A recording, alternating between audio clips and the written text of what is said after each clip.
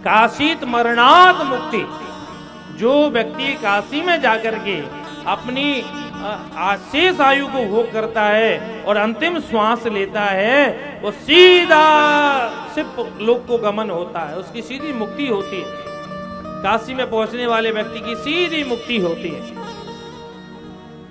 कहते हैं काशी के जो कोतवाल हैं वो भैरव बाबा हैं, और जो काशी में आता है उसका लेखा जोखा भैरव बाबा रखते हैं, भैरवनाथ रखते हैं कि कितने समय आया, कितने समय रहा, कितने समय गए।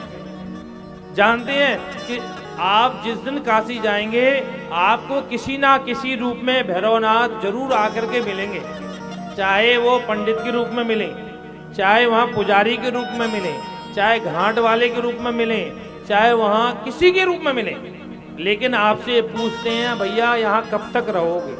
हमने कितनों से सुना है कि महाराज हम बनारस जाते हैं तो कोई ना कोई तो ऐसे आके हमसे पूछ लेता है कितने दिन रहोगे यहाँ, क्योंकि उनको भोलेनाथ को, विश्वनाथ को बताना होता है कि ये यहाँ पर इतने दिन आया।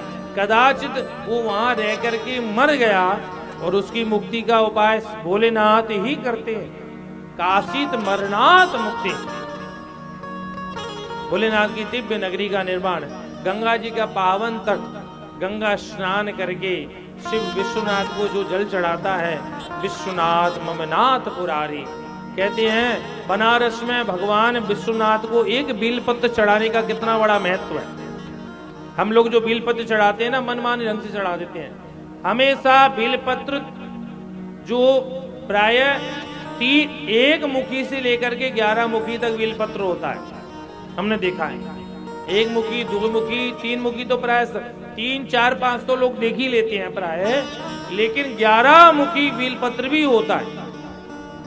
प्राय आम उसमें 3 मुखी बेलपत्र, 3 पत्र का बेलपत्र भगवान को लोग चढ़ाते हैं। पर जब बेलपत्र तोड़ के लाएं, जैसे तुलसी तोड़ते हैं और माँ तुलसी प्रार्थना करते हैं कि आपको भगवान की सालिग्राम की सेवा में ले जा रहे हैं, ऐसी बेलपत्र को भी हाथ जोड़ के प्रार्थना करें, क्योंकि बेलपत्र साक्षात शिव स्वरूप है। हम आपको भगवान भोलेनाथ की सेवा में ले जा रहे हैं। बिना तुलसी के सालिग्राम नहीं रहती हैं, चाहे चूर्ण ही चढ़ाओ। ऐसे ही बिना बेलपत्र के भगवान विश्वनाथ भोलेनाथ नहीं रहते हैं। अगर कभी बेलपत्र ना भी मिले तो शिव महापुराण कहती है कि बेलपत्र को सुखा के रख लीजिए, वो बेलपत्र चढ़ाइए। केदारनाथ में तो सूखा ही बेलपत्र चढ़ता है, वहां तो वृक्ष है ही नहीं।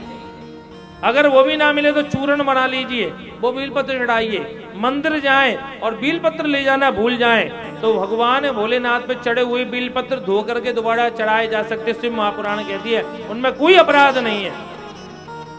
शिव प्रिया बेलपत्र, बेलपत्र का जो बेलपत्र है, बेलपत्र का पीछे का जो भाग है ये पाप होता है, इसको तोड़ देना चाहिए और बेलपत्र धो करके, साफ करके और हमेशा अधोमुखी उल्टा कर करके और भगवान विश्वनाथ पर बेलपत्र चढ़ाना चाहिए।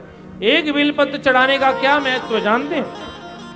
त्रिदलम त्रिगुणाकारम त्रिनेत्रम चैत्रधायुधम त्रिजन्म पाप संहारम बिल्वपत्रम शिवार्पणम।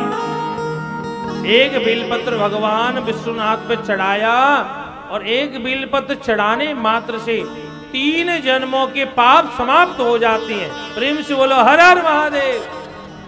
एक बेलपत्र चढ़ाने मात्र पर 3 जन्मों के पाप। इसलिए भगवान विश्वनाथ को बेलपत्र बहुत प्रिय है, बहुत प्रिय है।